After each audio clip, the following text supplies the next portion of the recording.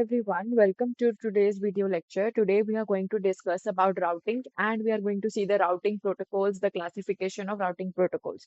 So let's begin. So what do we mean by routing? तो इसको मैं बहुत इजी तरीके से आपको समझाऊंगी. ये डेफिनेशन देख के आप बिल्कुल भी घबराइए मत, ठीक है? तो बेसिकली राउटिंग को अगर मैं सिंपली आपको बताऊं तो राउटिंग क्या होता है? It is the process of establishing a path between the sender and the receiver. Okay, तो हमारे पास कोई भी सेंडर है और कोई भी रिसीवर है, ठीक है? सपोज ये मेरा सेंडर है and this is my receiver. Okay, तो इसके बीच में ऑफ कोर्स डाटा ट्रांसमिशन होगा कुछ, ठीक है? तो इनके बीच में अगर डाटा ट्रांसमिशन करना है तो इनके बीच में कोई पाथ इस्टेब्लिश करना पड़ेगा, right? So this is the process which is known as routing. कि अगर मेरे को सेंडर और रिसीवर के बीच में कोई भी पाथ इस्टेब्लिश करना है ताकि मेरा जो डाटा ट्रांसमिशन है वो स्मूथली हो जाए, ट्रांसमिट हो जाए हमारे डाटा पैकेट्स, ठीक है, उसको हम बोलते हैं राउटिंग. ठीक है, तो अब आप इसकी डेफिनेशन पढ़ सकते हैं. Routing refers to the process of finding and maintaining paths for data travel from source nodes that are known as the sensor nodes to a destination, typically a base station और sink. ठीक है, जो हमारी destination होती है उसको sink बोल देते हैं या बेस स्टेशन बोलेंगे, और जो हमारे डाटा को ट्रांसमिट करने वाले हैं they are known as the sensor nodes. ठीक है, due to the unique challenges of wireless sensor networks such as energy constraints, dynamic topologies and resource limitations, specialized routing protocols are designed. ठीक है, कि हमारे पास काफी सारे चैलेंजेस जो हमने पिछली वीडियोस में भी डिस्कस करे, इश्यूज देखे कि हमारी डायनेमिक टोपोलॉजी होती है, एनर्जी कंस्ट्रेंट्स देखे, रिसोर्स लिमिटेशंस देखी. तो हमारे पास इन सारी चीजों को डील करने के लिए ही राउटिंग प्रोटोकॉल्स डिजाइन करे गए. ठीक है, तो इसको मैं और भी डायग्रामेटिकली एग्जांपल से आपको एक चीज बता देती हूँ कि for example we are having a diagram like हमारे पास एक ए है, this is my another node, this is one more. ठीक है, and they are interconnected with one another.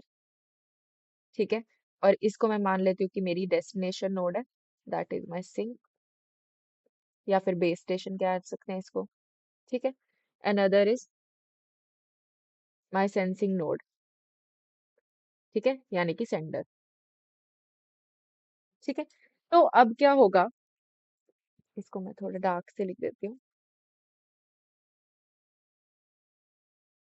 Okay, तो अब क्या होगा कि हमारे को यहाँ से कुछ डाटा अगर ट्रांसमिट करना है, A B C D E, A to E, तो मेरे पास कितने पाथ्स अवेलेबल है? एक में A to B to C to E जा सकता है, another is A to D to E. कौन सा बेस्ट पाथ होगा? So this is what is the purpose of routing. ठीक है, ठीक है, अगर हमारे पास कोई डायरेक्ट पाथ नहीं है A to E, then there are multiple paths to deliver the packet from A to E, right? And it can be इधर ए सी ए बी सी ई, और इट कैन बी इधर ए डी ई. तो कौन सा best और shortest path होगा? We will have to choose that for energy constraints and all. Okay, so this is basically the purpose of routing. Okay, and in wireless sensor networks we are having due to the design issues, due to the challenges, we are having the routing protocols. ठीक है, तो अब हम further discuss करते हैं कि routing protocols कौन से होते हैं. तो पहले before starting with that I am going to give you a brief introduction regarding that. ठीक है, कि जो हमारे राउटिंग प्रोटोकॉल्स होते हैं इन्हें इनकी क्लासिफिकेशन 3 टाइप्स की है. ओके, एक होता है प्रोएक्टिव, एक होता है reactive, and the third one is hybrid. ठीक है, तो इन्हें तीन राउटिंग प्रोटोकॉल्स को 3 चीजों में कैटेगराइज किया गया: proactive, reactive and hybrid. And one by one we are going to discuss about them, right? ये वही है कि क्लासिफिकेशन जो राउटिंग प्रोटोकॉल्स की होती है वो 3 टाइप्स की होती है: proactive, reactive and hybrid. Okay, so now let's discuss. सबसे पहले आता है हमारे पास प्रोएक्टिव. तो प्रोएक्टिव को हम टेबल ड्रिवन राउटिंग भी बोलते हैं. ठीक है, यहाँ पर क्या होता है कि हर एक नोड ना अपना एक राउटिंग टेबल मेंटेन करके रखती है. ठीक है, तो हर एक नोड के पास क्या होगा? टेम्परल इंफॉर्मेशन होगी, यानी कि टाइम बेस्ड इंफॉर्मेशन होगी. मींस पास्ट की या फिर फ्यूचर बेस्ड इंफॉर्मेशन हमारे पास हर नोड पे प्रेजेंट होगी. ठीक है, सपोज कौन अगर नोड पे कोई डाटा आया तो उसको कौन सी फर्दर नोड पे सेंड करना है, और उसके राउटिंग टेबल्स जो होंगे वो मेंटेन होंगे। ठीक है, तो वो उसको एनालाइज करने में इजीली उसको हेल्प करेंगे। ठीक है, और इसके एग्जांपल्स आ जाते हैं डीएसडीबी, एसटीएआर एंड सीजीएसआर, जिसमें सबसे ज्यादा पॉपुलर है डीएसडीबी, जो हम फर्दर वीडियोस में देखेंगे कि कैसे वर्क करता है। ठीक है, and it stands for destination sequence distance vector. Okay. Now another one which we are having is reactive. Reactive का दूसरा मीनिंग आप समझ सकते हैं, ऑन डिमांड राउटिंग बोलते हैं इसको। ठीक है, और इसमें क्या होता है कि हमारे पास क्या होगा, नेसेसरी पाथ जो है वो ऑब्टेन किया जाएगा जब भी हमारे को जरूरत होगी। ये नहीं कि हमारे पास पास्ट या हिस्ट्री की कोई इन्फॉर्मेशन पहले से ही है।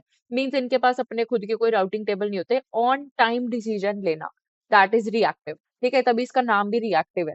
ठीक है, प्रोएक्टिव नाम से ही समझ आ रहा है कि पहले से एक्टिव है वो। ठीक है, पहले से इंफॉर्मेशन है हमारे पास। रिएक्टिव मीन्स कि हमने ऑन द टाइम हमारे पास जो सिचुएशन है उसके हिसाब से हमने डिसीजन लेना है। ठीक है, और इसमें क्या होता है, टोपोलॉजी बेस्ड होता है। टोपोलॉजी बेस्ड होता है यानी कि हमारे पास टाइम बेस्ड इंफॉर्मेशन तो नहीं होगी इसके अंदर, तो टोपोलॉजी के ऊपर डिपेंड करेगा। ठीक है, हमारे पास हाइब्रिड टोपोलॉजी फॉलो हो रही है कि फ्लैट टोपोलॉजी, तो ये पहले टोपोलॉजी को देखेगा, उसके बाद अपना डिसाइड करेगा पाथ क्या लेना है।